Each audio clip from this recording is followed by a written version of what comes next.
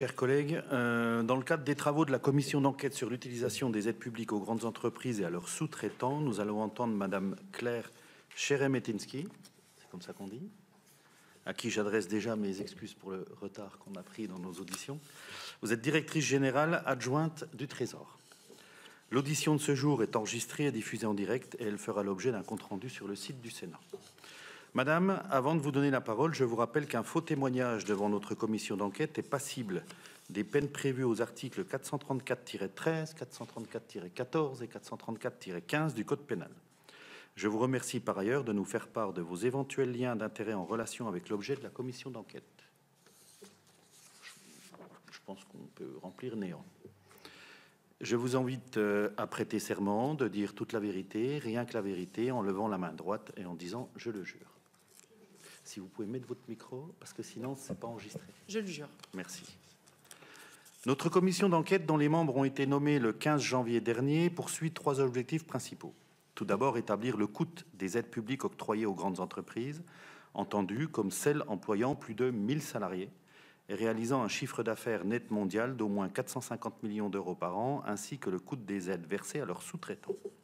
Ensuite, déterminer si ces aides sont correctement contrôlées et évaluées, car nous devons veiller à la bonne utilisation des deniers publics. Enfin, réfléchir aux contreparties qui pourraient être imposées en termes de maintien de l'emploi au sens large, lorsque des aides publiques sont versées à de grandes entreprises qui procèdent ensuite à des fermetures de sites, prononcent des licenciements, voire délocalisent leur activité. Il nous a semblé indispensable de vous entendre aujourd'hui afin de connaître le rôle et le fonctionnement de la Direction générale du Trésor dans l'évaluation des besoins et le suivi des aides publiques aux entreprises. Quelles sont les principales aides en faveur du développement international des entreprises, des politiques écologiques et sectorielles ou encore de l'économie sociale, solidaire et responsable?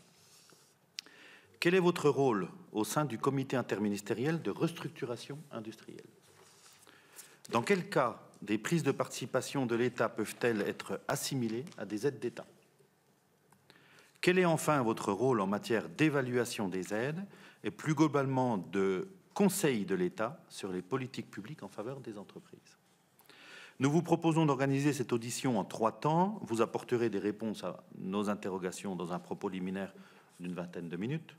Puis, Monsieur Fabien Gay, rapporteur, vous posera quelques questions pour approfondir certains points. Enfin, les membres de la commission d'enquête pourront également vous interroger s'ils le souhaitent. Je vous cède maintenant la parole. Merci.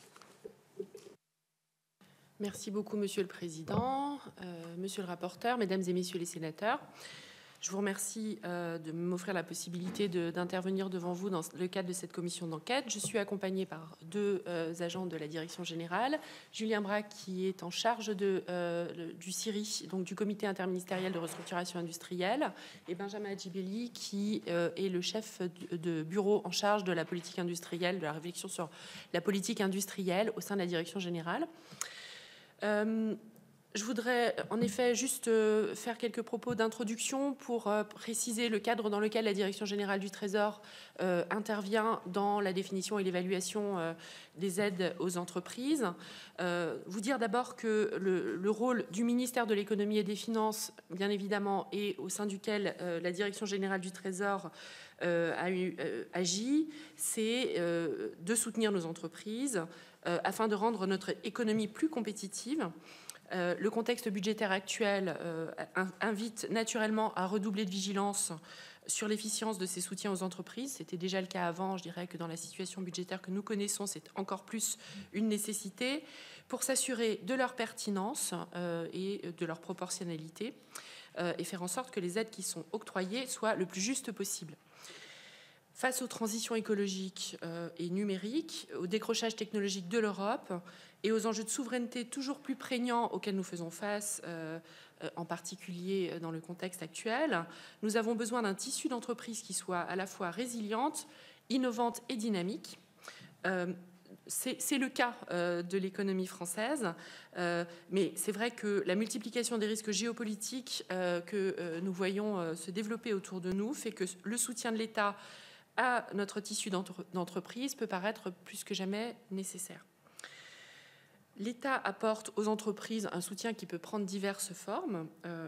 D'abord des aides directes, évidemment, mais aussi l'ensemble des politiques publiques qui visent à assurer que, par exemple, les entreprises peuvent recruter des collaborateurs ayant le bon niveau de compétences et les bonnes compétences, que les entreprises puissent bénéficier d'un environnement économique et commercial de qualité, ou encore l'État peut également fournir des prestations d'accompagnement, la plupart du temps par le biais d'un opérateur, donc que ce soit par exemple les agents de la DGE, mais aussi BPI, un certain nombre d'opérateurs de l'État qui accompagnent Business France, par exemple les entreprises à l'exportation, BPI Assurance Export pour le financement des entreprises à l'exportation. Avant de détailler le rôle spécifique de la Direction générale du Trésor, je voudrais rapidement rappeler que ces aides aux entreprises, elles sont d'une part encadrées et d'autre part calibrées. Encadrées, ça veut dire quoi? Ça veut dire en particulier au niveau européen, le cadre juridique des aides d'État. C'est une contrainte dans le cadre de la conception de nos dispositifs d'aide publique, mais cette contrainte, elle est justifiée, elle puise sa justification dans l'objectif de s'assurer de la pertinence et de la proportionnalité des aides octroyées. L'objectif étant de préserver la concurrence au sein de l'Union européenne. Et d'ailleurs, c'est un objectif dont nos entreprises bénéficient également par le contrôle des aides des entreprises d'autres États membres. L'enjeu est de s'assurer que les aides que nous octroyons tous les États membres de l'Union octroient des aides d'État, n'influent pas, n'handicapent pas trop le jeu de la concurrence entre les tissus économiques des différents États membres. Donc, l'encadrement des aides d'État identifie les catégories d'aides aux entreprises qui sont légitimes, comme par exemple les aides à l'innovation, à la protection de l'environnement. Et par ailleurs, elle introduit des règles qui délimitent les modalités qui sont autorisées, avec notamment des limites en matière de taux d'aide, c'est-à-dire par exemple sur un projet développé par une entreprise qui nécessite un besoin de financement de X, les règles d'aide d'État diront que l'État ne peut apporter son soutien qu'à hauteur d'une proportion de ce X. C'est un cadre strict qui impose notamment un niveau élevé de transparence des aides. Ça, c'est vraiment quelque chose qui différencie l'Europe, je dirais, du reste du monde. Nous sommes obligés d'être très transparents sur nos aides. C'est aussi une condition nécessaire pour assurer un contrôle efficace. Mais ce cadre, il est également flexible pour pouvoir s'adapter à l'évolution de la structure de l'économie et aux événements majeurs. Et je crois qu'on a eu plusieurs exemples, malheureusement, liés à des crises récentes qui ont démontré la capacité d'adaptation de ce régime, la capacité la réactivité à la fois des États membres et de la Commission européenne pour s'adapter aux circonstances, que ce soit dans le cadre de la crise Covid ou encore à la suite de l'invasion de l'Ukraine par la Russie, qui ont donné lieu à chaque fois à des cadres dits temporaires qui ont permis une flexibilisation des règles d'aide d'État pour pouvoir assurer un soutien rapide et efficace à nos entreprises qui étaient affectées par ces événements. Ce cadre, il est plus exigeant pour les grandes entreprises que pour les petites entreprises. Par exemple, les taux d'aide, donc la proportion de soutien public par rapport à un besoin de financement sur un projet particulier, peut être plus important pour des petites entreprises que pour des grandes entreprises. Alors, comme je le disais, outre le fait que ce soutien est encadré, ce soutien aux entreprises, il doit également être bien calibré pour être efficace. Tout d'abord, les objectifs de ces aides doivent être précisément identifiés, en prenant en compte ce qu'on appelle les défaillances de marché. Donc, une aide a la vocation à intervenir à un endroit où il y a une défaillance de marché identifiée, c'est-à-dire là où l'intervention de l'État permet d'améliorer le fonctionnement du marché. Par exemple, le soutien à la R&D, à l'innovation ou à la protection de l'environnement sont des réponses qui ont été créées pour pallier des défaillances de marché désormais bien identifiées. Ensuite, les outils à la disposition de l'État sont nombreux. Subventions, prêts, prise de participation, garanties, outils fiscaux, outils non financiers. Et une analyse économique et financière précise de chaque cas doit être menée afin de bien identifier l'instrument qui va être adapté à la situation que l'on souhaite traiter. Je prendrai l'exemple, par exemple, de la crise Covid. Dans le cadre de la crise Covid, l'État a mis en place un système dit de prêts garantis par l'État, les PGE, que vous connaissez fort bien dans cette Assemblée. L'objectif était de faire face à un besoin temporaire de liquidité pour les entreprises qui étaient amenées soit à fermer, soit à avoir leur activité considérablement réduite par le confinement, par les difficultés d'approvisionnement, les difficultés de transport. Donc, pour faire face à un besoin de trésorerie temporaire, l'État a considéré que le meilleur moyen de couvrir le besoin était de faire des prêts garantis à plutôt court terme. Et de fait, ce dispositif a été relativement efficace. On y reviendra, je pense. Donc, d'une part, la forme d'aide doit être bien calibrée. D'autre part, le montant de l'aide doit être calibré au plus juste. L'idée n'est pas d'avoir des effets d'aubaine massifs. Au contraire, on essaie de limiter au maximum ces effets d'aubaine dans un souci de bonne gestion de l'argent public. Et par exemple, ça nous conduit à faire des avances remboursables dans le cadre de France 2030. On estime que dans le cadre de France 2030, on essaie de soutenir des entreprises qui sont performantes, innovantes, qui vont avoir la capacité dans le futur de se développer et donc d'être en mesure de rembourser le soutien que l'État leur apporte à un moment donné, à un moment clé de leur développement. Donc l'idée n'est pas de faire des dons à tout prix. Au contraire, on essaie de prévoir des dispositifs comme des avances remboursables quand c'est pertinent, ce qui est souvent le cas dans le cadre de France 2030. Alors, il n'y a toutefois pas de consensus, ou en tout cas pas toujours consensus sur les modalités optimales de soutien aux entreprises. Or, les aides sur lesquelles la DG Trésor a un rôle propre, sur lesquelles je reviendrai plus tard, le rôle de la DG Trésor, c'est ici un rôle de synthèse. On va regarder la littérature économique, académique et non académique, essayer d'avoir une représentation du débat public autour des bonnes formes d'aide aux entreprises. Donc, dans ce contexte, notre rôle à la Direction générale du Trésor, c'est avant tout d'apporter un éclairage économique pour la conduite de la politique publique. Par ailleurs, nous fournissons également aux ministres, aux différents cabinets, parfois à votre Assemblée, des analyses économiques qui portent à la fois sur les finances publiques, mais également sur les politiques sectorielles et les politiques sociales, avec des approches à la fois microéconomiques et macroéconomiques. Et puis nous gérons également quelques aides en direct, je reviendrai dessus, notamment concernant le développement international des entreprises, le soutien à l'économie sociale et solidaire, Monsieur le Président, vous y avez fait référence dans votre introduction, et également via le comité interministériel de restructuration industrielle, et je vais vous expliquer en quoi consiste notre rôle. Alors d'abord sur le soutien au développement international des entreprises. L'État dispose de plusieurs outils. Le plus important en volume, c'est le dispositif d'assurance crédit. Nous avons un encours de l'ordre de 66 milliards d'euros d'assurance crédit géré par BPI Assurance Export pour le compte de l'État. Donc BPI Assurance Export distribue des garanties de l'État. Par exemple, en 2024, nous avons accordé 18,7 milliards d'euros de garanties à ce titre, qui sont répartis sur à peu près 200 contrats, je crois qu'il y en a 176 précisément, dont 60% de PME et de TI. En quoi ça consiste? En fait, c'est une entreprise, quand elle a un projet à l'export, elle va chercher un financement bancaire pour financer son projet et l'État va intervenir en garantie de ce financement pour se substituer au débiteur, le cas échéant un pays étranger ou un acheteur étranger, lorsque ce débiteur fait défaut.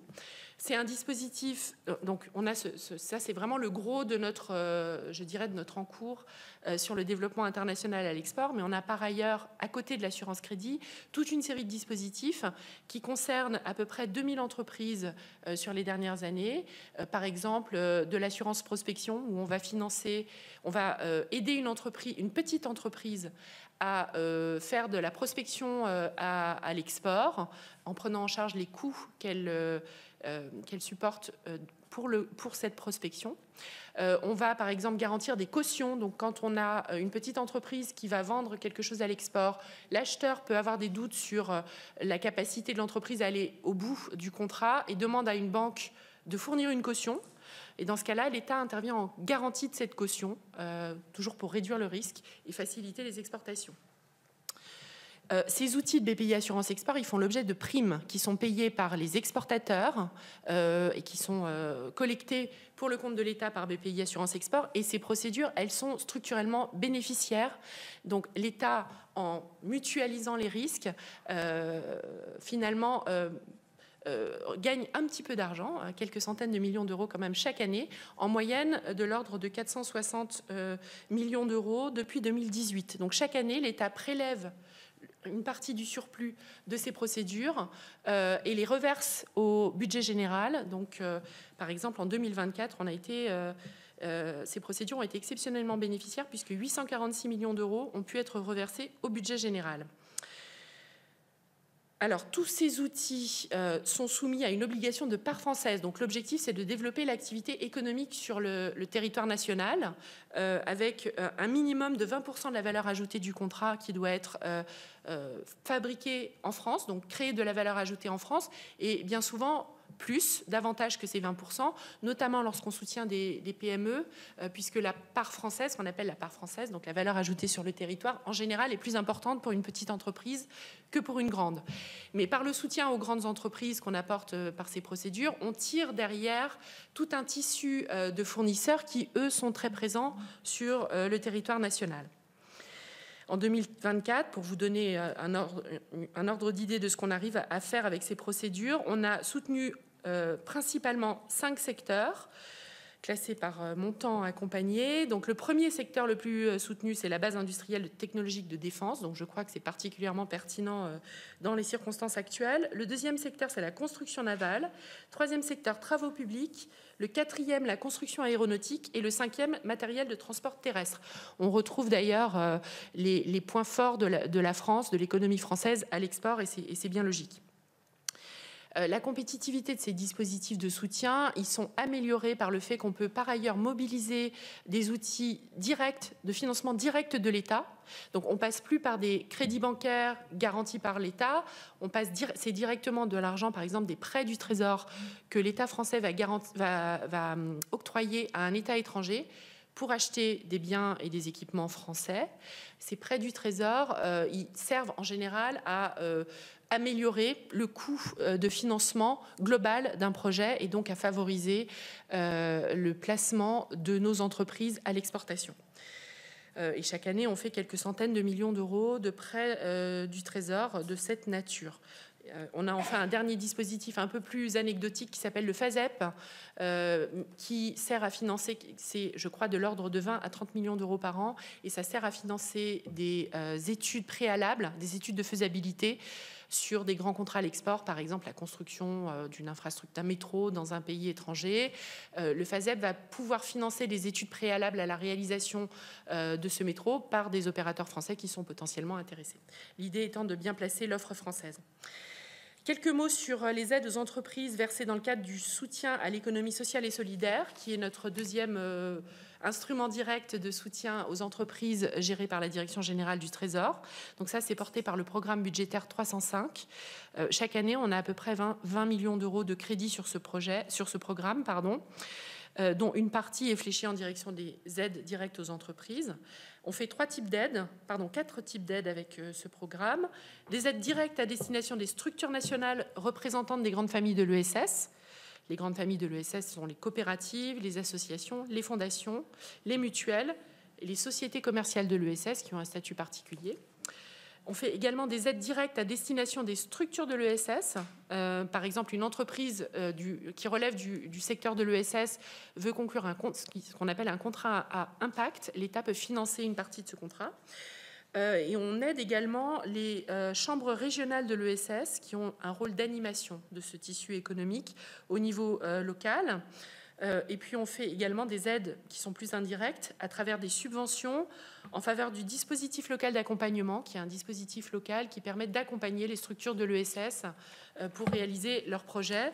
Et donc sur ce dispositif local d'accompagnement qui est présent sur l'ensemble du territoire, on peut accompagner près de 6 000 bénéficiaires chaque année et ça représente à peu près 860 000 emplois au total. Troisième type d'aide directe que la Direction générale gère, les aides du CIRI. Vous y avez également fait référence en introduction. Alors, le CIRI, c'est quoi? C'est un organe interministériel qui est rattaché à la Direction générale du Trésor. Donc, c'est une équipe au sein de la Direction générale du Trésor qui est chargée de l'accompagnement des entreprises en difficulté. Les entreprises ciblées, c'est les entreprises de taille moyenne. C'est essentiellement ça, les grosses PME et les ETI. Donc, c'est plus de 400 salariés. Donc, l'entreprise sollicite l'aide du CIRI et le CIRI accompagne, dans le cadre de procédures amiables, une restructuration d'entreprise qui met en jeu des financements qui peuvent être privés et aussi coordonne le rôle de l'État et les différentes actions de l'État au soutien de ces entreprises. Par exemple, une entreprise en difficulté qui va avoir du mal à rembourser ses emprunts bancaires et qui, par ailleurs, peut avoir des difficultés à payer ses impôts, le CIRI va être l'organe qui va mettre autour de la table toutes les parties prenantes pour essayer de trouver une solution. L'objectif étant évidemment de maximiser non seulement la capacité de recouvrement de l'État sur les créances publiques lorsqu'il y a des créances publiques qui sont en jeu, et aussi de trouver une solution la plus durable possible pour l'avenir de la société concernée, en lien avec les différents créanciers de la société. Dans le cadre de son action, le CIRI peut mobiliser à l'appui de ces opérations de restructuration des prêts du FDES, le Fonds de développement économique et social, qui constitue... Pardon ? Tout ça est assez compliqué, mais d'ailleurs c'est pour ça que vous avez une commission d'enquête sur le sujet, j'imagine. C'est qu'en effet, ce sont des dispositifs qui sont compliqués. On essaie de les rendre le plus accessibles possible et les plus efficaces possibles d'ailleurs pour les entreprises. Ça fait vraiment partie de notre souci constant, mais c'est vrai que ça reste un paysage divers.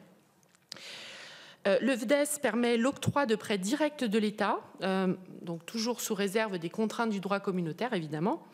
Et on a une doctrine d'emploi stricte qui a été définie par une circulaire du Premier ministre du 9 janvier 2015, qui suppose que les sociétés qu'on va venir aider par ce biais disposent d'un plan d'affaires crédible, dont le financement est principalement assuré par des partenaires privés, le FDES ne pouvant intervenir qu'à titre subsidiaire pour boucler un tour de table et produire un effet de levier sur les autres sources de financement. De fait, quand on va prendre la décision de se lancer dans une opération de cette nature, on va prendre en considération la dimension stratégique de l'entreprise considérée, son importance pour le tissu local économique, son importance pour le maintien de l'emploi, pour le maintien des compétences sur le territoire national. Donc on a vraiment en tête une analyse multifactorielle pour savoir si ça vaut la peine d'utiliser de l'argent public en soutien de cette entreprise. Il convient d'ailleurs de rappeler que dans le contexte de la crise sanitaire puis de l'invasion de l'Ukraine par la Russie, la doctrine d'emploi des prêts du FDES a été assouplie, ce qui a été rendu possible par l'assouplissement du cadre des aides d'État qui a été décidé fin 2023.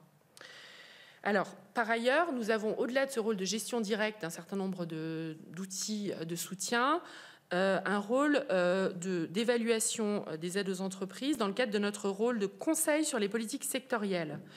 Donc, nous sommes une sorte de boîte à idées pour la politique économique du pays.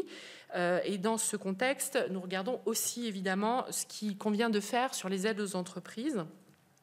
Donc, plus que faire un suivi des aides individuelles, il s'agit de comprendre comment elles peuvent être mobilisées efficacement au service d'une politique publique. Et donc, nous allons regarder sous différents angles, l'angle microéconomique, en analysant les problématiques sectorielles que l'on souhaite traiter, ou l'angle macroéconomique, en stimulant l'impact des politiques conduites sur les grands agrégats.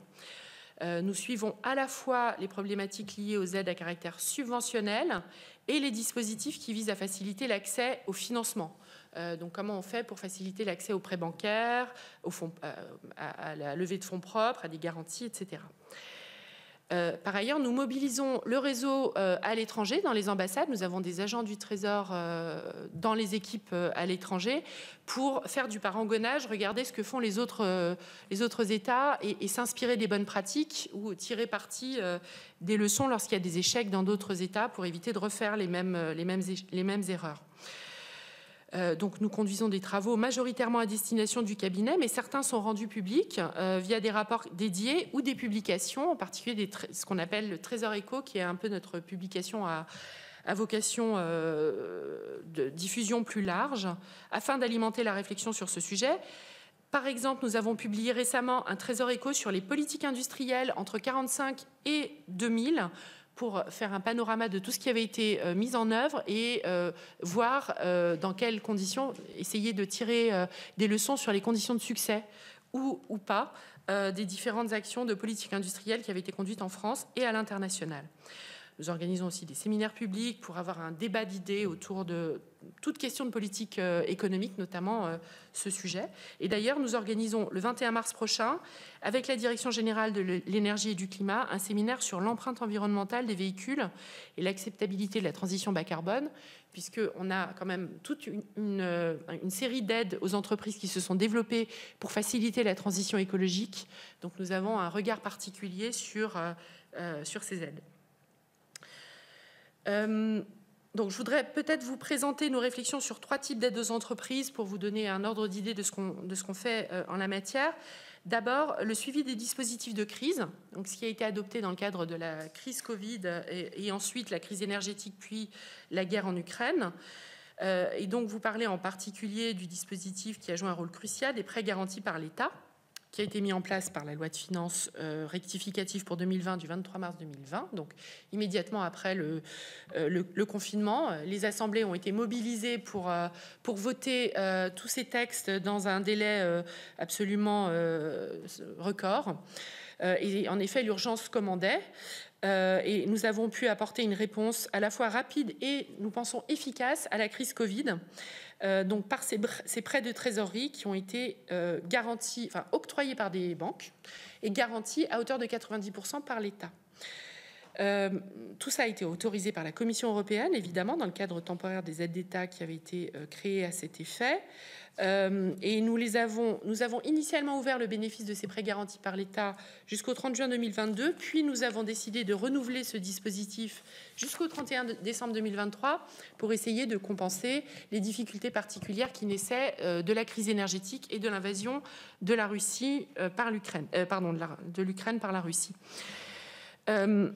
Donc, ces prêts ont ainsi directement soutenu l'économie en limitant l'incertitude et en créant un filet de sécurité crédible.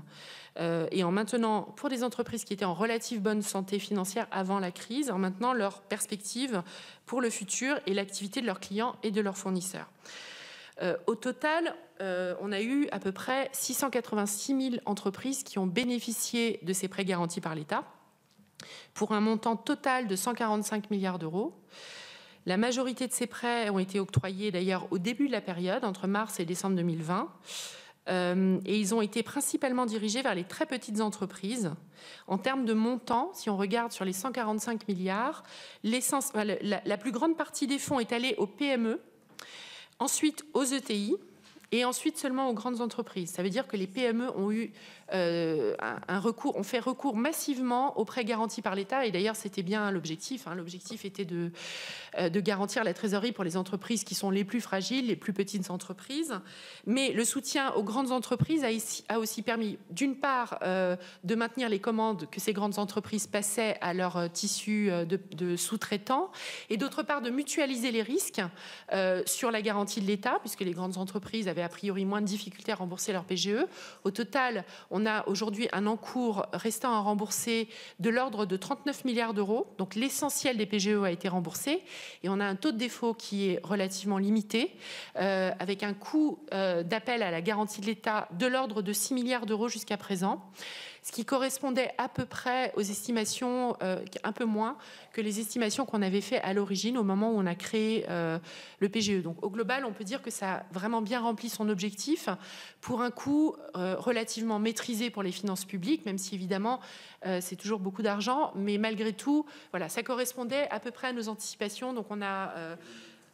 Les 38 milliards qui restent, parce que s'ils ne sont pas remboursés, on sera au-delà des 6 milliards et on sera au-delà des provisions. Mais alors, pourquoi est-ce qu'ils ne sont pas remboursés? La plupart du temps, parce qu'ils ont été rééchelonnés, parce qu'on a accordé la possibilité pour les entreprises qui... Alors, il y a des entreprises, il y a plus ou moins, disons, des entreprises qui ont plus ou moins de difficultés à rembourser ces financements. À l'origine, c'était des financements qui avaient été accordés pour une très courte période. Le remboursement devait se faire, je crois, c'était sur 6 ans. Donc, parfois les entreprises ont utilisé la possibilité d'aller jusqu'aux 6 ans. Parfois, elles ont remboursé par anticipation. La plupart ont remboursé par anticipation. Parfois, on s'était entendu avec elles pour qu'elles remboursent sur 2 ans. Le contrat de prêt était celui-là. Elles ont demandé à repousser l'échéance. Et après tout, voilà, c'est un moyen de financement qui peut avoir du sens à un moment donné pour une entreprise. Voilà, donc il y a une partie de ces 39 milliards qui résulte soit du fait que, dès l'origine, les entreprises avaient choisi d'aller jusqu'aux 6 ans, soit du fait que certaines qui comptaient rembourser plus tôt ont demandé un rééchelonnement de leur prêt. Mais comme ça arrive d'ailleurs dans beaucoup de financements bancaires, je dirais au-delà, enfin c'est un peu l'ordinaire de la vie des banques dans leur relation avec leurs clients, il peut y avoir des renégociations. Le bilan que nous tirons du dispositif PGE est quand même un bilan d'une grande efficacité du dispositif, et je crois que c'est d'ailleurs ce qui a été relevé dans les analyses qui ont été faites sur ce prêt. Et si on se compare au dispositif mis en place dans d'autres États membres, on peut, je pense à juste titre, considérer qu'on a été assez efficace dans la réponse à la crise Covid. Par ailleurs, dans l'encours de prêt global qui pèse sur les entreprises françaises, le PGE, ça ne représente plus qu'un encours marginal. Donc c'est un outil vraiment marginal désormais dans le financement des entreprises. Ça a pris beaucoup d'importance au début, évidemment, et maintenant c'est désormais une part marginale. Quelques mots sur nos réflexions sur la politique industrielle. Bon, évidemment, il y a eu beaucoup de débats ces derniers temps autour de la politique industrielle, notamment à la suite du rapport Draghi et du constat malheureusement assez inquiétant tiré par ce rapport sur l'état de l'industrie en Europe et donc la nécessité d'agir en France comme dans les autres pays de l'Union européenne. D'abord pour dire qu'il faut que le cadre macro dans lequel nos entreprises opèrent soit le plus compétitif et le plus efficace possible. Ça veut dire une action sur la fiscalité, sur le droit du travail, sur les compétences, pour s'assurer que les compétences sont toujours au niveau et permettent à nos entreprises d'être compétitives et innovantes. Mais également, tous ces débats et ces réflexions nous ont conduit à nous dire que le soutien transversal à l'écosystème de recherche et d'innovation, notamment via des aides à la R&D pour les entreprises, joue un rôle très important. Parce que le constat qui est posé par le rapport Draghi, c'est le fait que l'Europe est en retard sur les secteurs importants d'innovation aujourd'hui. Donc le soutien à la R&D, je crois que ça fait l'objet d'un large consensus parmi les économistes. Il est justifié par l'existence d'externalités liées à la production de connaissances. Ce qui veut dire externalités qui ne sont pas forcément internalisées par les entreprises au moment où elles font leur choix d'investissement en R&D. En fait, il y a un bénéfice global pour la communauté à avoir une élévation du niveau des compétences et des connaissances dont l'entreprise individuellement ne tire pas nécessairement parti, mais qui vaut pour la communauté. Et c'est pour ça que c'est important de soutenir la R&D, parce que sans cela, le niveau d'investissement en R&D serait sous-optimal par rapport aux externalités qui dégagent. Donc en France, le principal dispositif d'aide à la R&D, c'est le crédit impôt recherche. J'imagine que dans votre commission, vous en avez déjà discuté. Il y a eu beaucoup d'évaluations micro- et macroéconomiques qui montrent l'effet d'entraînement du dispositif de l'activité de R&D. Et en particulier pour les TPE-PME qui peuvent connaître des freins supplémentaires aux activités de R&D liées par exemple à leurs difficultés qui sont propres aux petites entreprises d'accès au financement. Et donc on a mis en place des dispositifs ciblés, par exemple le crédit d'impôt innovation, le C2I, et le dispositif Jeunes Entreprises Innovantes, qui font toutes les deux l'objet d'évaluations positives, en particulier d'évaluations menées par l'INSEE. Je ne sais pas si vous avez pu en prendre connaissance, mais sinon on pourra vous les passer. Au-delà de ces soutiens transverses, il y a des aides plus verticales qui peuvent être bénéfiques. Donc dans ce contexte, on cible un secteur et on essaie de soutenir ce secteur, un secteur ou une activité. Alors la difficulté pour ce type d'aide en particulier, c'est que ça peut être difficile pour l'État d'identifier le secteur, l'activité la plus pertinente à soutenir. On a tous en tête des exemples malheureux de politiques industrielles qui ont ciblé un secteur qui finalement ne s'est pas révélé gagnant. Et donc, la littérature économique permet de tirer des enseignements utiles sur la bonne manière d'avoir une action verticale qui est nécessaire parce qu'on voit très bien aujourd'hui qu'on va avoir besoin de soutenir, par exemple, la base industrielle et technologique de défense, donc le secteur de la défense, le secteur de la transition écologique sont des secteurs qui doivent bénéficier d'aides verticales pour être sûr de positionner les entreprises françaises et les entreprises européennes comme des leaders en la matière. Alors, dans ce contexte, un premier enseignement concerne l'importance d'octroyer des aides donc, par secteur en gardant un haut niveau d'exigence technologique tout en garantissant la concurrence pour ne pas concentrer les soutiens sur les acteurs en place. Donc le risque de mauvaise décision... Je me permets juste, Madame la Directrice. Je vous laisse encore trop long 1 ou 2 minutes. Ah, pardon. Et après, je serai obligé de donner la parole à notre Bien rapporteur, sûr, parce que sinon, notre rapporteur n'aura plus de temps de parole. Très bien, mais je vous dis peut-être 2 mots. J'avais dit 20 minutes au départ, je peux être tolérant, mais... Pardon, je n'avais pas vu que j'avais dépassé autant. On est bien au-delà des 20 minutes. Mais je vous en prie. Alors, je vous dirai rien du coup sur l'accompagnement à la décarbonation. On peut y revenir si vous avez des questions, mais j'ai vu aussi qu'il y avait des éléments dans le questionnaire que vous nous avez envoyé.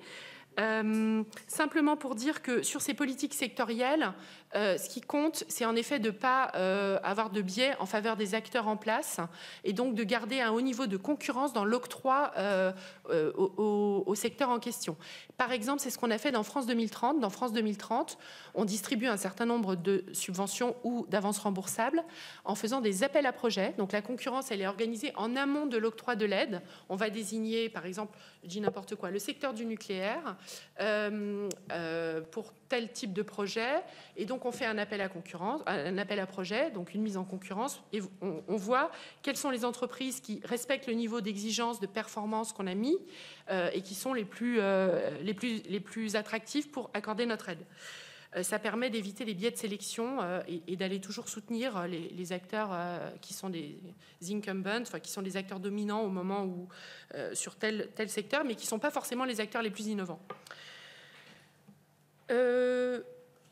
Voilà, un mot pour vous dire qu'il est important d'assurer la neutralité technologique quand on va viser un secteur. D'ailleurs, c'est ce qu'on a fait quand on a développé le secteur du nucléaire en France. Au départ, on n'a pas désigné une technologie particulière pour nos réacteurs de production d'électricité.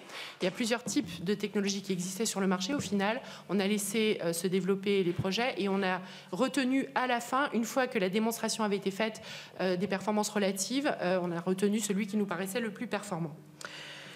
Donc je ne vous dis rien sur l'accompagnement à la décarbonation, mais sachez qu'on passe beaucoup d'énergie et de temps à la direction générale sur ces sujets parce que ce sont des sujets extrêmement importants. Et je pourrais y revenir si vous avez des questions. Voilà, donc je pense que je peux m'arrêter là pour vous laisser poser des questions. Désolée d'avoir été si longue. Non, mais je vous en prie. Merci, Madame la Directrice. D'ailleurs, je suis assez... je dirais que je suis assez sidéré. Pourtant, je le suis rarement.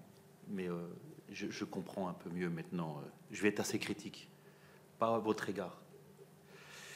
Mais je comprends mieux maintenant pourquoi on a de plus en plus de mal à y arriver. Quand je vois toute la complexité, la largeur, la grandeur, la hauteur des sujets sur lesquels vous travaillez. Enfin, vous voyez, j'en suis à me dire, est-ce qu'on vous a pas dit, mais c'est des sénateurs, mais le rang plein, ça évitera les questions.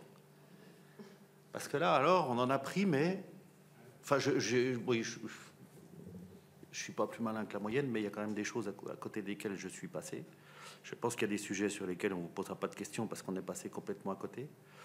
Mais je vous le dis avec bienveillance, hein, c'est pas à votre égard. C'est que je comprends mieux maintenant parce que vous avez abordé tellement de sujets pour une direction générale. Alors du macro au mini de chez mini, hein, quand je vois 20 millions sur un programme, etc. Bon, on ne savait pas où le mettre, on vous l'a confié.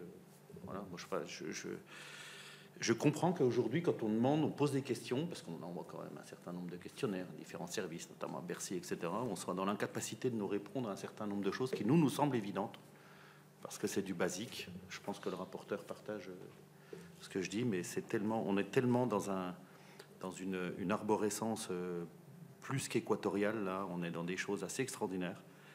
Et finalement, vous avez... Moi, je vous le dis comme je le pense, vous avez essayé de nous expliquer qu'il y a des vraies évaluations de faits sur des aides, sur des programmes d'aide. Or, je me demande toujours comment vous avez fait pour les évaluer, parce que je n'ai toujours pas compris les critères. À part nous dire que... Je ne suis pas très sympa dans ce que je dis, mais vraiment, là, j'ai pris conscience d'un certain nombre de choses, à part nous expliquer que la littérature économique nous dit que... Pour le reste, je suis assez dubitatif. Je vais pas aller plus loin, je vais laisser la parole au rapporteur, parce qu'il a quelques questions, je pense, pour avoir un certain nombre de précisions. Mais franchement, très instructif. Merci. Merci, Monsieur le Président, Madame la Directrice Générale Adjointe, Messieurs. Bon, merci pour votre introduction. Peut-être en 2 points, si vous le permettez, Monsieur le Président, avec des questions assez courtes et assez précises. Vous nous avez parlé d'encadrement et de calibrage. Je reprends les propos du président. On veut savoir l'évaluation de l'argent public. Peu importe le montant qu'on retient, entre 70 et 223 milliards, est-ce qu'on met les exonérations de cotisations sociales, le périmètre le plus large. En tout cas, c'est de l'argent public, pratiquement le premier budget de l'État, si on prend le cadre général. Donc, on se dit que chaque euro dépensé, pour reprendre la philosophie de Bruno Le Maire, chaque euro dépensé doit être évidemment bien structuré et on sait à quoi il sert. Comment est structuré votre dispositif dans la DG de suivi des aides aux entreprises? Combien de personnes y travaillent? Quel est le rôle exact de la DG Trésor pour identifier les besoins des entreprises en matière de soutien public? Comment vous vous organisez les travaux de suivi et d'évaluation des aides? J'en reviens parce que vous êtes la première à nous dire que ça existe. Vous nous avez d'ailleurs cité un certain nombre d'exemples, dont le crédit d'impôt recherche. Vous nous avez dit, voyez l'INSEE, on les a vus, nous ont expliqué, l'INSEE, je reprends texto, tout est filmé, que globalement, au bout d'1 heure et demie, rien n'existait et qu'on n'évaluait pas parce qu'il n'y avait pas de tableau de bord, on ne savait pas... et que ce n'était pas à eux qu'il fallait demander, mais plutôt à vous, ou plutôt au 3e étage. Donc j'en reviens, c'est pour ça l'étonnement du président et de moi-même.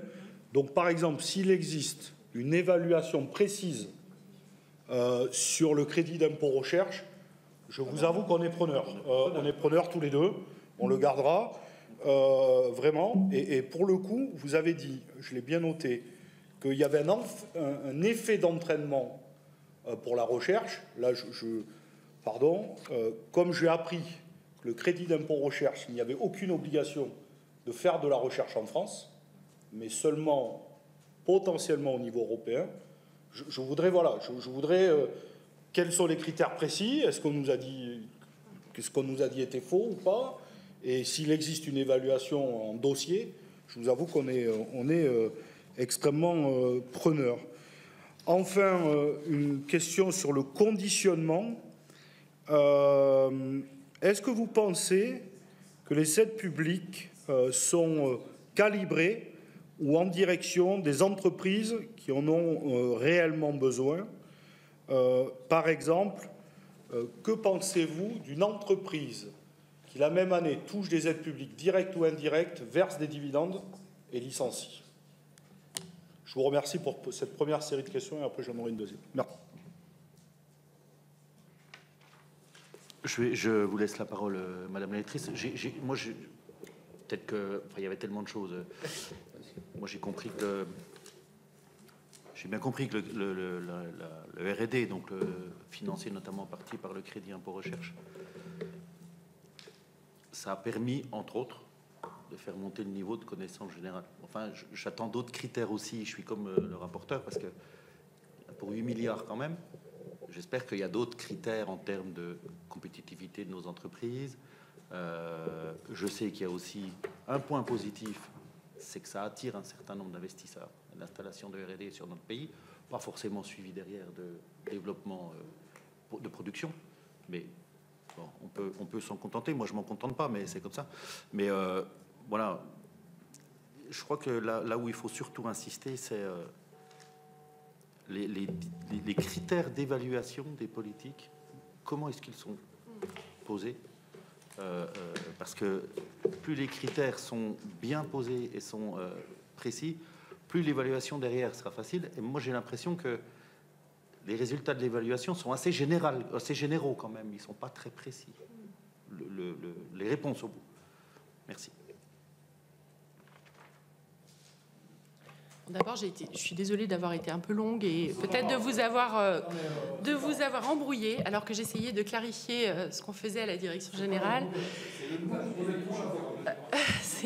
Mais c'est vrai que le paysage des aides aux entreprises est de fait compliqué.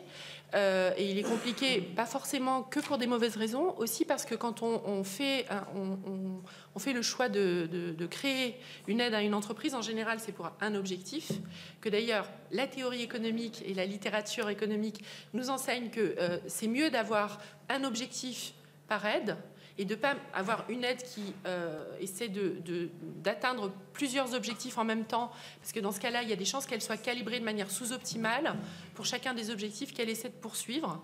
Donc c'est mieux de scinder.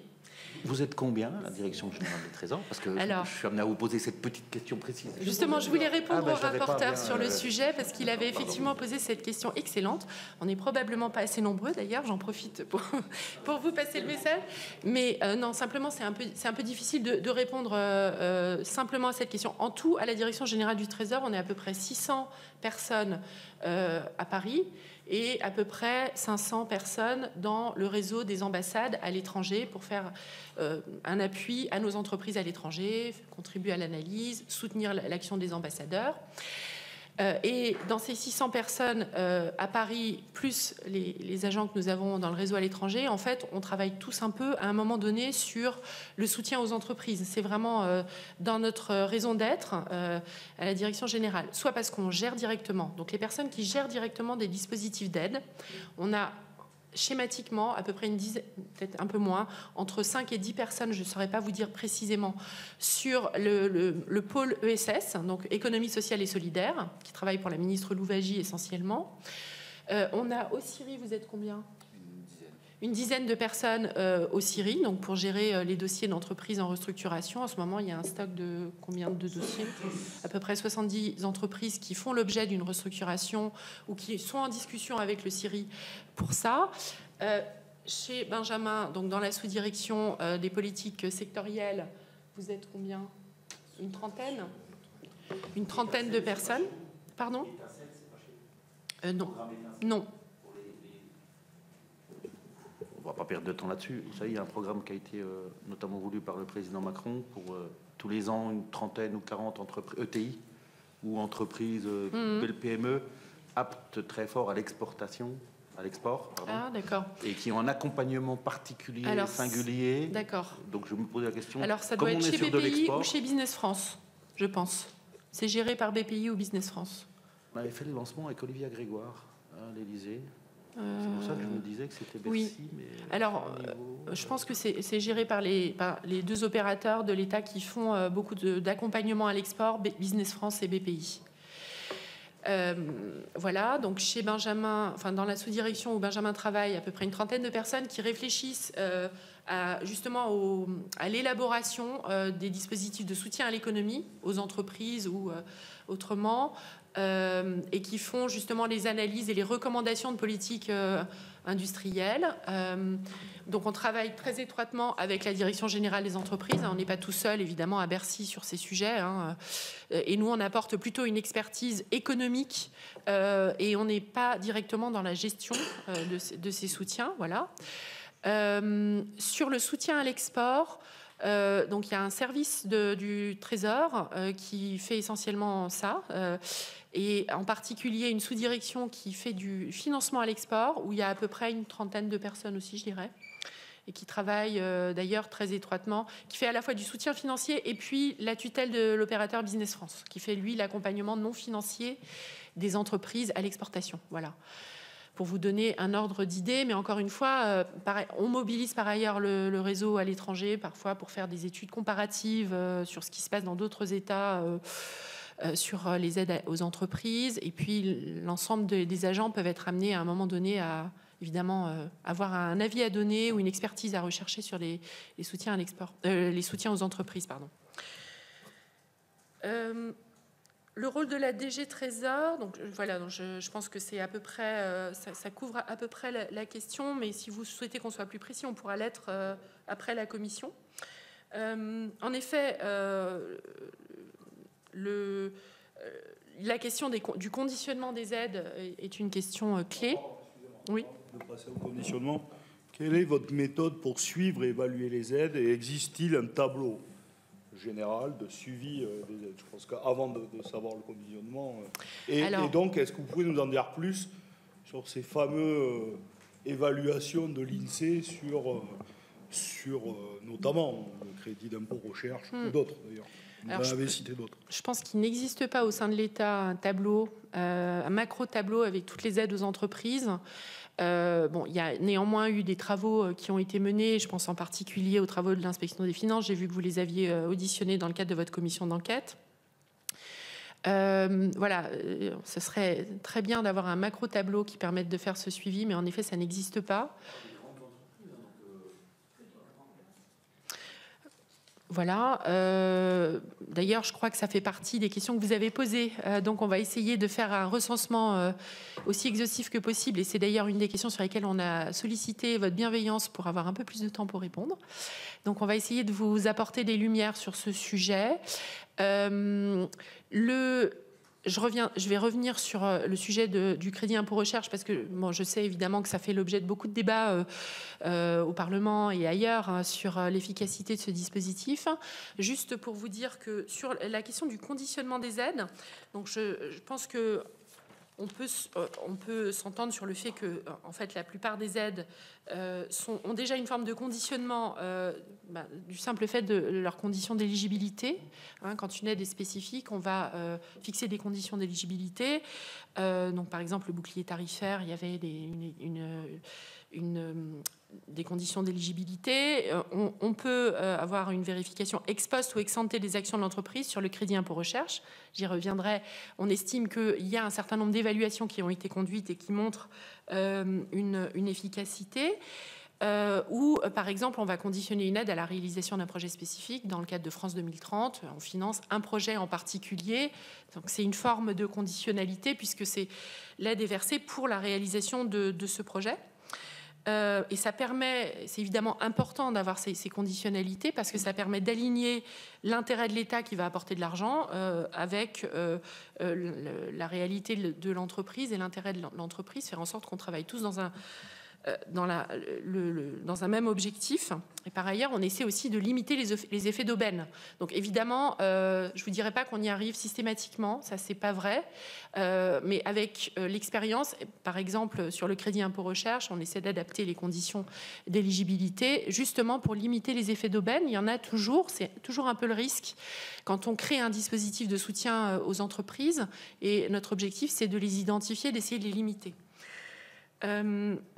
Voilà. Toutefois, je vous disais aussi que l'établissement de conditionnalité doit prendre en compte un certain nombre de limites.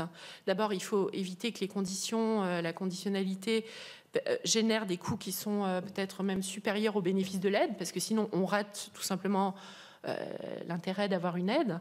Il y a toujours une asymétrie d'information entre l'État et les entreprises sur le fait que la condition peut être mal calibrée et affaiblir l'efficacité du dispositif. Donc on est toujours parfois dans un mécanisme de tâtonnement. On va chercher à améliorer cette efficacité au fil de l'application de ces aides.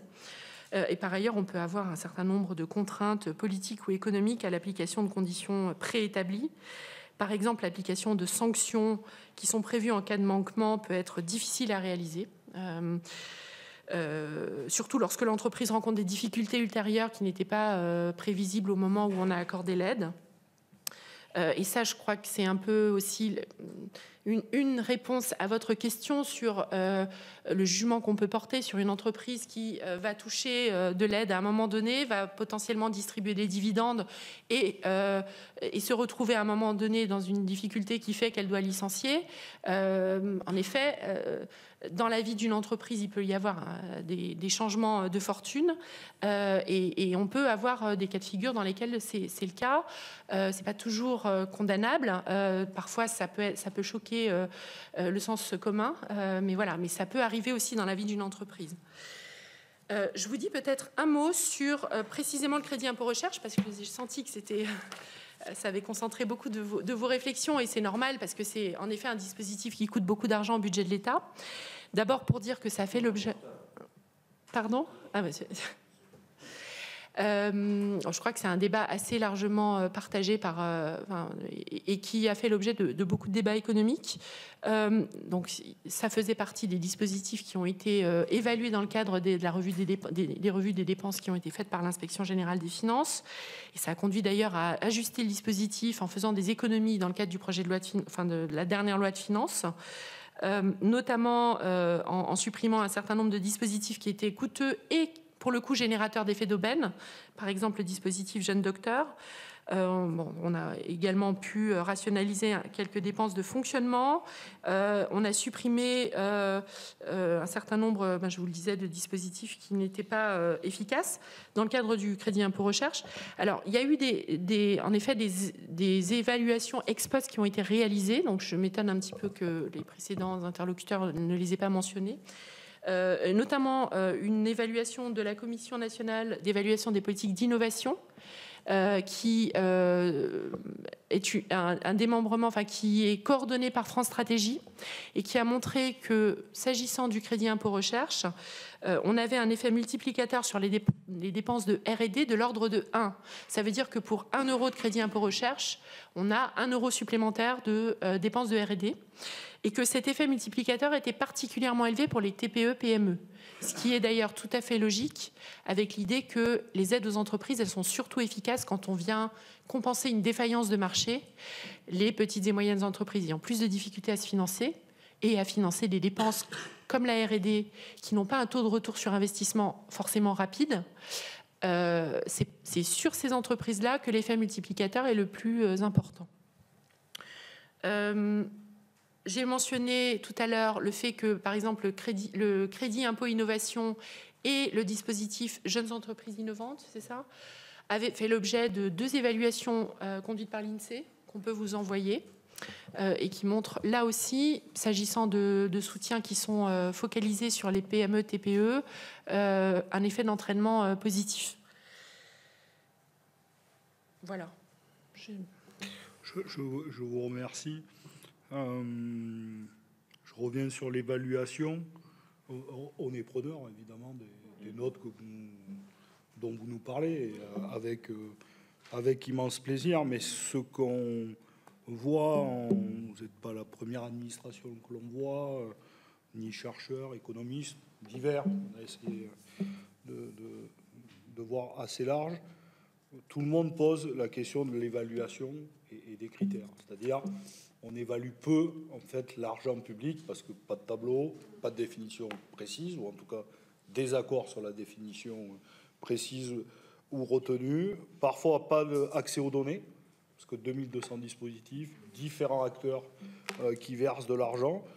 Donc, bon, tant mieux, on ne vous demande pas le tableau sur 4 millions d'entreprises.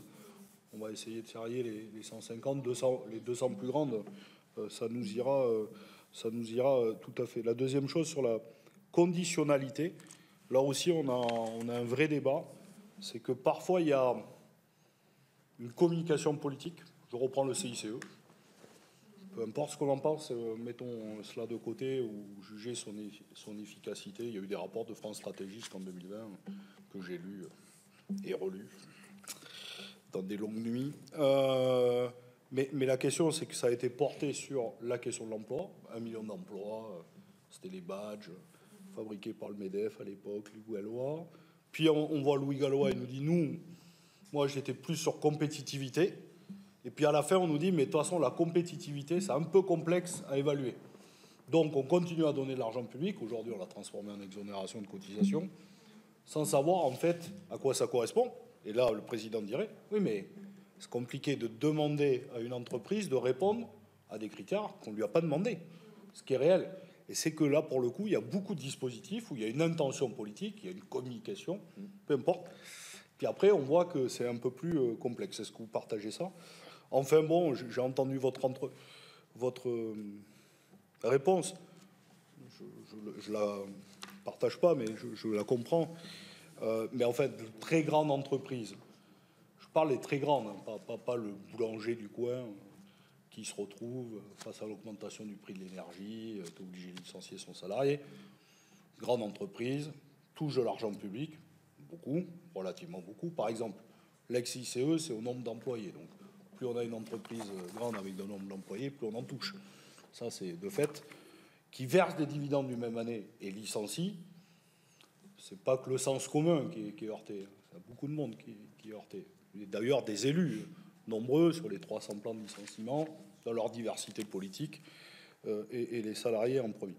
Enfin, juste une question. Vous avez répondu sur le CIRI, le nombre, 70. Comment vous jugez aussi son efficacité?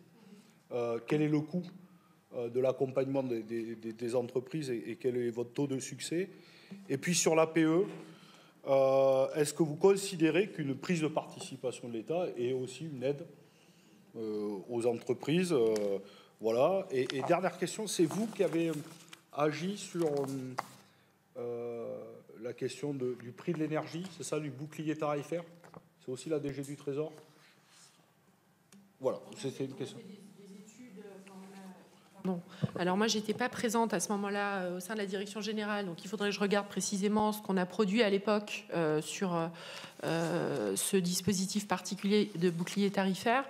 On a sans doute dû produire des choses, mais je voudrais pas m'avancer, donc je vais vérifier. On est preneur. Oui, tout à fait. Voilà, je vous remercie. Je vous laisse répondre. Ok. Je porte juste une précision parce que cette histoire de critères d'évaluation est vraiment importante parce que moi mais c'est une impression, hein, à écouter les divers intervenants et les diverses personnes auditionnées, que soit ça a vraiment été un outil de communication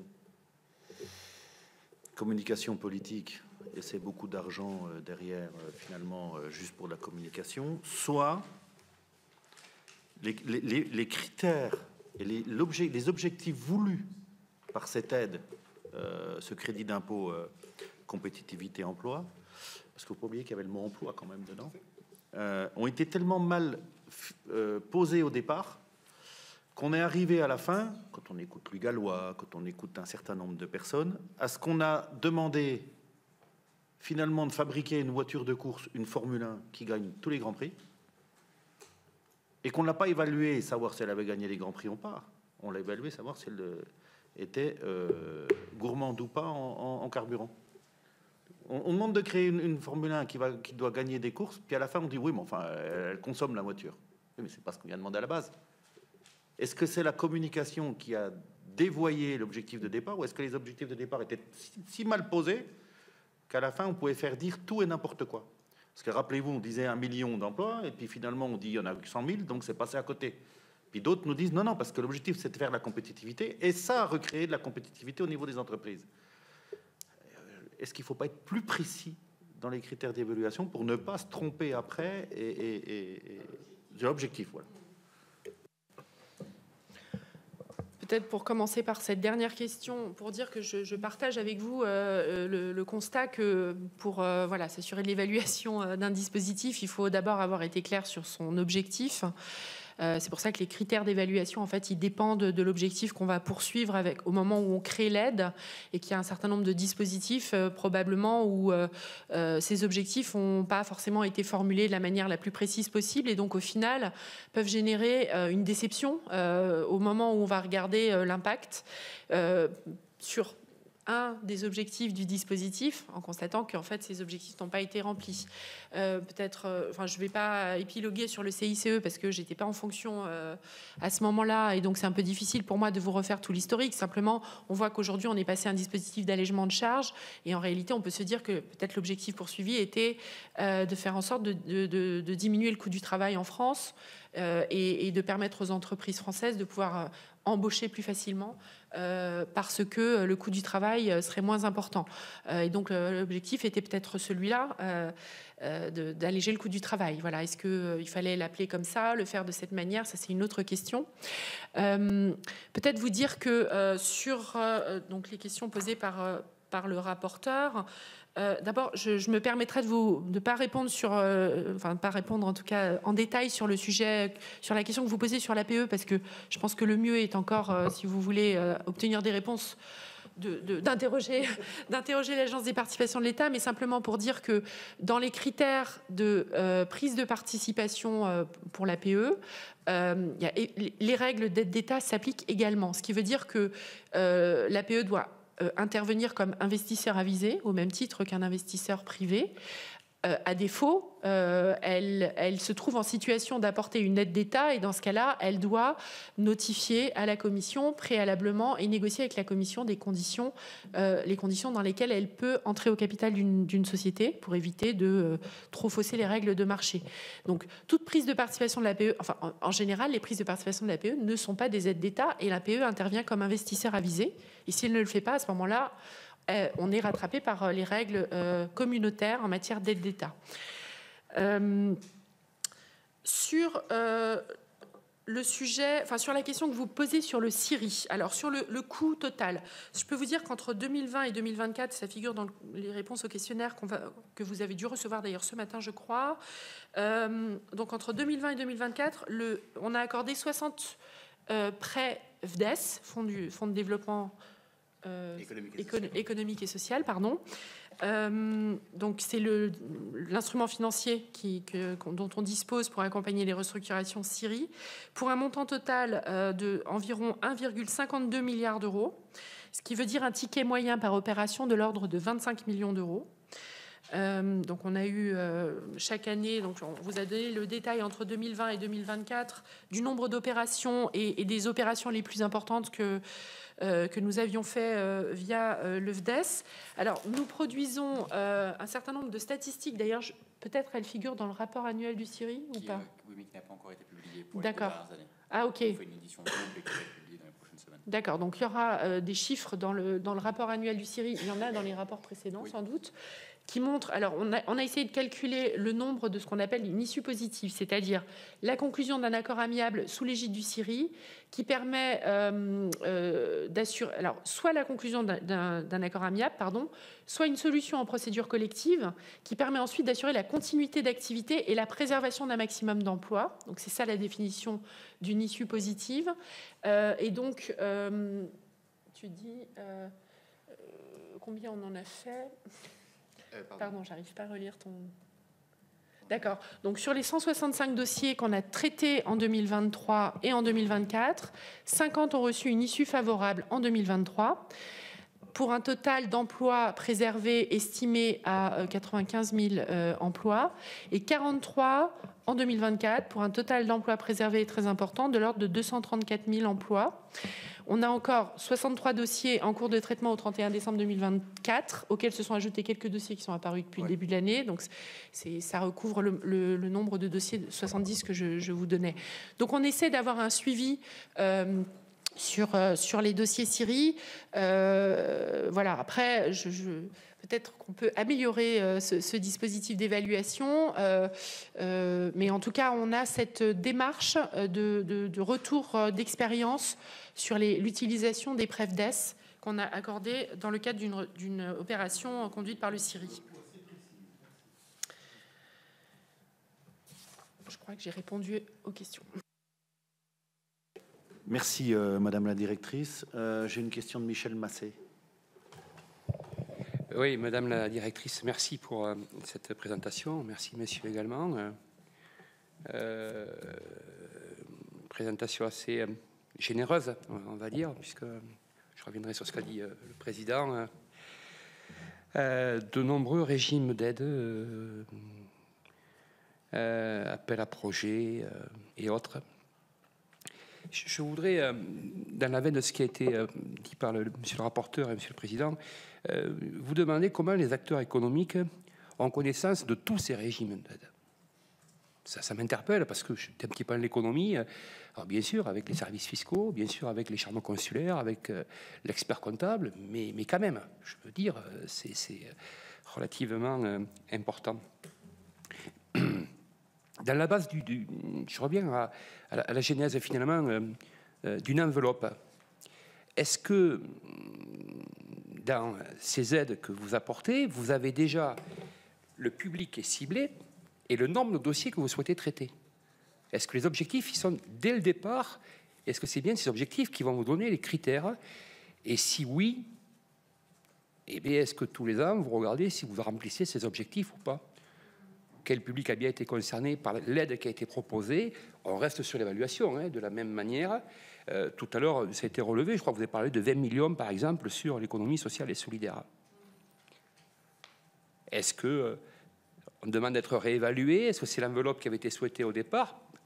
Au-delà de la commande politique, je parlais, je dis, vous, en termes d'efficience dans ces différents régimes.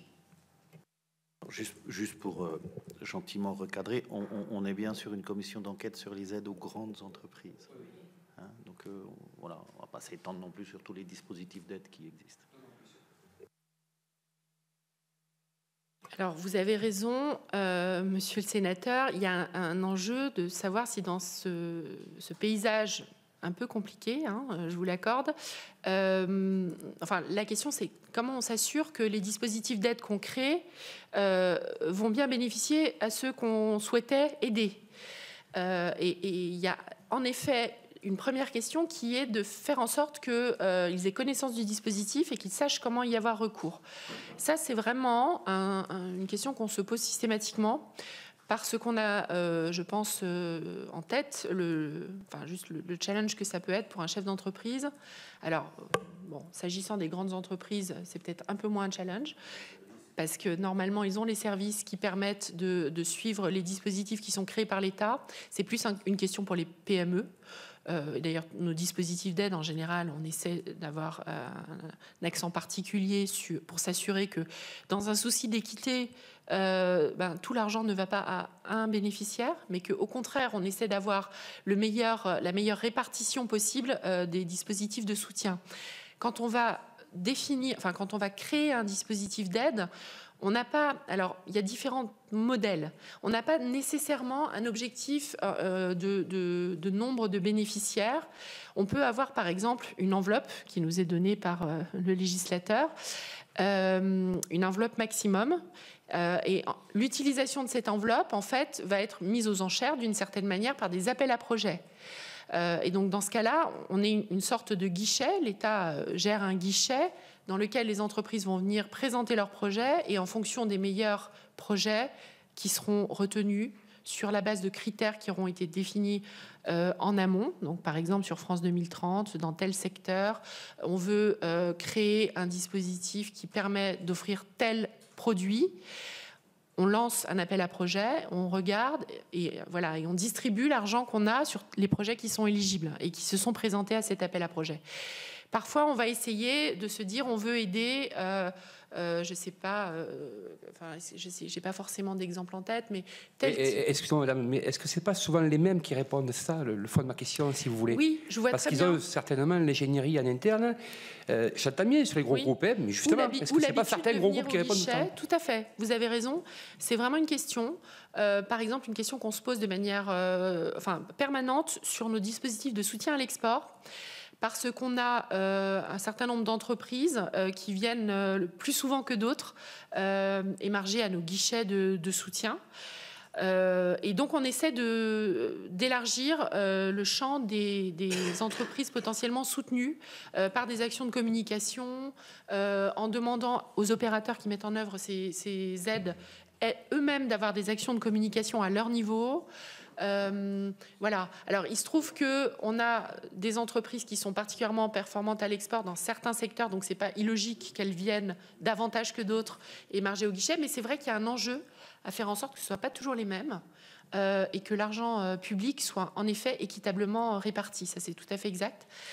Et par ailleurs, les entreprises nous disent parfois que les dispositifs sont compliqués. je ne vous le cacherai pas. Et donc, on a aussi des efforts à faire en termes de simplification. Bouclier tarifaire énergétique pour les entreprises, où la première mouture n'a pas trouvé de client. Par exemple. Beaucoup trop compliqué, on vous a fait remonter, et je reconnais que ça a été remodelé, mais on a perdu quand même quelques mois. Ou alors, dans le cas de la crise Covid, on avait essayé de mettre en place des outils qui étaient différents des prêts garantis, qui étaient des obligations convertibles, dont on pensait qu'elles répondaient à un besoin particulier. En fait, les conditions qu'on avait mises étaient ne correspondaient pas à la réalité des besoins des entreprises. De fait, on n'avait pas trouvé de demande. Et donc, on a réorienté l'argent qu'on comptait mettre sur ce dispositif, sur d'autres dispositifs. Donc, on a parfaitement ce genre d'expérience de manière récurrente. Je pense que c'est un peu inévitable compte tenu de la complexité des sujets qu'on cherche à traiter, hein, et on n'a pas tout de suite forcément la solution parfaite. Voilà. Et donc, ça nécessite un effort d'adaptation de nos outils et de communication pour faire en sorte que, encore une fois, on atteigne bien ceux qui ont besoin de ce soutien. Une dernière question, petite question subsidiaire. Vous parliez de la nécessité d'évaluer, enfin de bien regarder la juste répartition des aides.